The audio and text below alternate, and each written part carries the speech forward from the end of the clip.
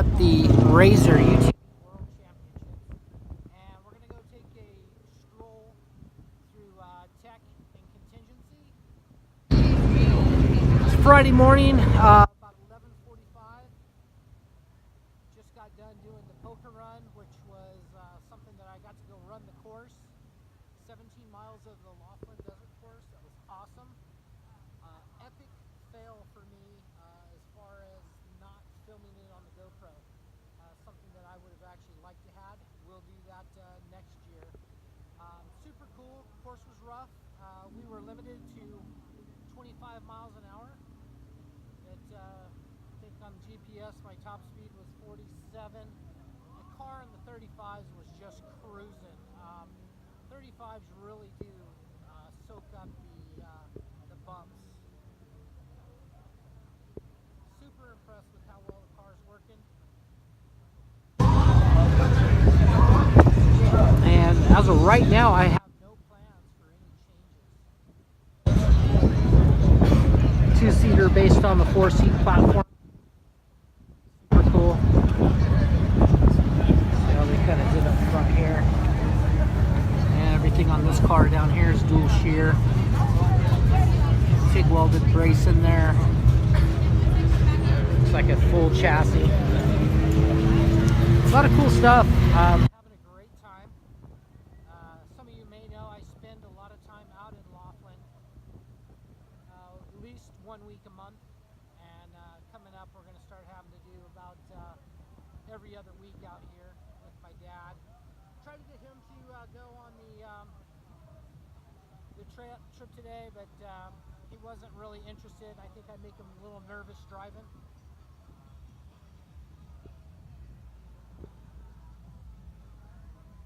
But I am going to get him out in it probably tomorrow or Sunday.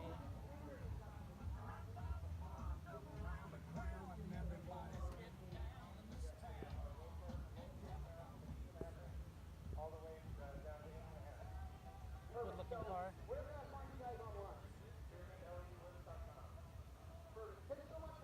So far I'm really happy with what I've built, and I haven't seen anything that I need to trade for. I'm first time in my life I've really been content with my motorcycle package, my camping package, my off-road car program. Super happy with my year's worth of work. We're coming up, we're about a week away from a year in my life from when I started the truck. And then you remember we went from the truck to building the trailer for the Can-Am, and then I cut the roof off the Can-Am and did all the modifications on that. Boy, I walked through here yesterday and nothing. So today is packed full of of everything. A lot of good looking cars. Here's the Yamaha, and you can see that from looking down the dash in that's what I was trying to replicate with mine. Real good visibility, especially in the rocks with the Yamaha.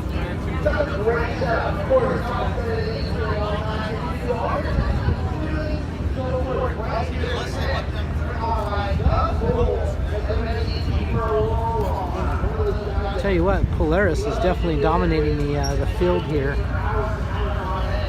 Probably on about a 10-to-1 ratio with the Can-Am, and I haven't understood that. I'm super happy with the build quality and everything on my car. Once again, I'm glad I dual sheared everything on the entire car. I think that's going to make the car live. Capels.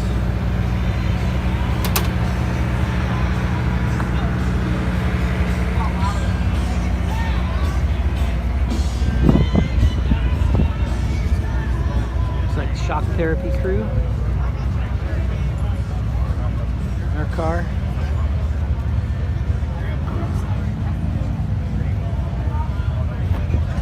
Super good looking car. The car is always so clean.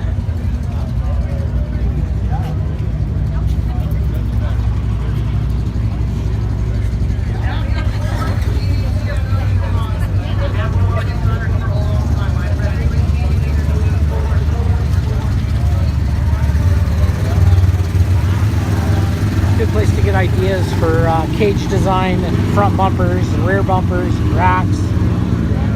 Kind of have my own theory on that. I kind of build my stuff to my specs, and you know, and my thought process on the whole thing is carry weight as low as possible. And I think I've achieved that because the car works so well.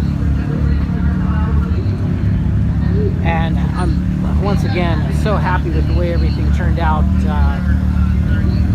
Thoughts on clutching? Maybe there's someone out there that can tell me exactly what the clutching is going to do for the car. Because right now I'm experiencing, we're in that whole race course. You know, we're running hard, but clutching wise, my belt temps were 120 to 130. You know, it seems to stay, like if I'm doing 30 miles an hour, I tend to run about 130. That's in the sand and hardtack.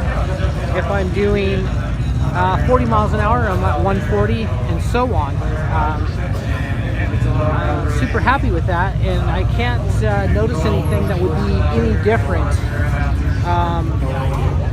for doing a different clutch setup. So let me know what you guys think and who I should go with. I was looking at the KWI stuff, but don't know. Boy, these cars look super clean.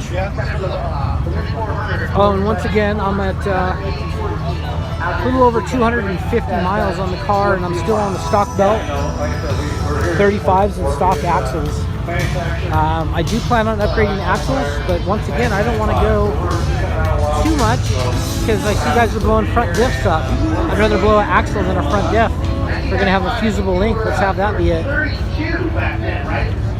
Mitch Guthrie Jr.'s car, always clean and well prepped. Also King of the Hammers guy. So for those of you that don't know, I kind of come out of the Hammers. That's been my playground for years. Randy Slauson introduced me to the Hammers back in the day. We used to go to Cougar Buttes all the time, but making the journey to the Hammers, and I was lucky enough to race the inaugural King of the Motos, and I've done King of the Motos 4 times with 0 finishes on that. Always had a problem, whether it was broken back and broken ribs, mechanical failure, or just the last time that I had the best chance on it, I cramped up. I couldn't hold on, and that's when I discovered the pickle juice. So this car is so clean. I looked at this morning, and it's just a well-prepped, good-looking, well-built car. Wheelbase is nice. It's based on that 4-seat Polaris car. Stumbling on my words a little bit, but I'm overwhelmed with all the cool stuff out here. Wow, this is a Yamaha. Big and wide Yamaha. Haven't seen this one before. All TIG welded, super clean chassis. Kind of backing up and see if I can get the whole thing in the shot here. Yeah, it looks like the wheelbase has been stretched on that. Super clean, wow. Definitely been raced before. You can see the dents in the front bumper.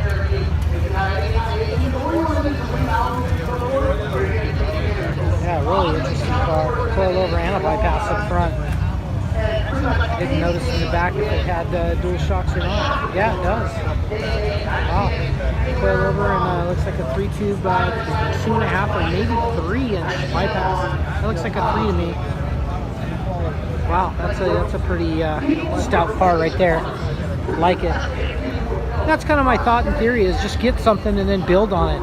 You know, you get a cool platform, and you can just kind of maybe run with that a little bit. And I'm sure I will be tinkering and building on my car until I die or until I sell it. And once again, I'm really happy with the Can-Am program. But as we go through here, we're seeing more Polaris than anything else.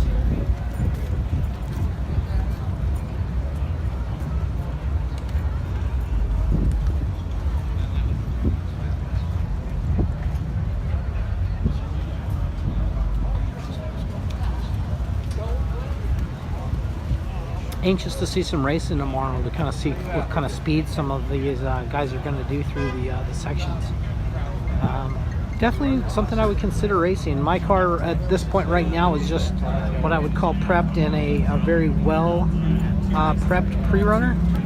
And of course I've built my car to be very like triple use, sand, dirt, and rock, and that's kind of what the whole thing revolves around.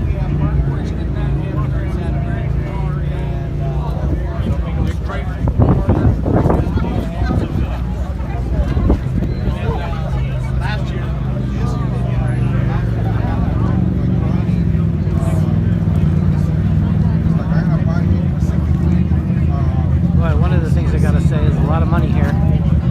Thank you.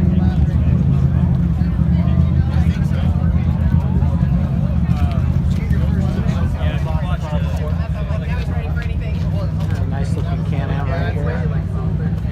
Very well prepped.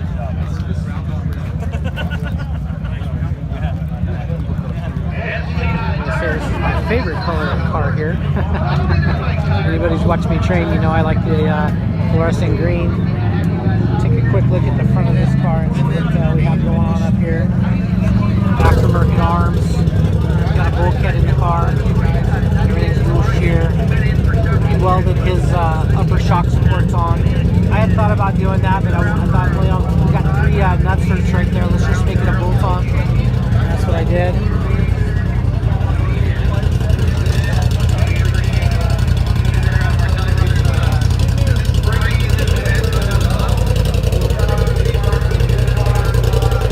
Good looking cars.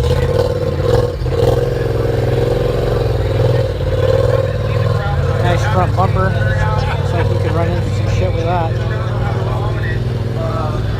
For those of you that don't know, in desert racing, a lot of times we'll use our horn or a siren to get somebody to pull over, and if they're a little slow on that, what you'll do is you come up and you tap them, let them know you're there, and if they're a little slow to move over, then you kind of take them for a ride.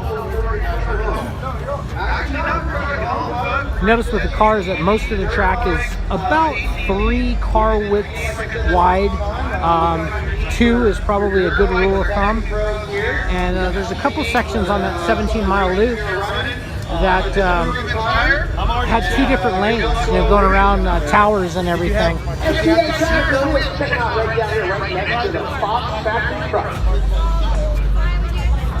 Oh, that's a nice build.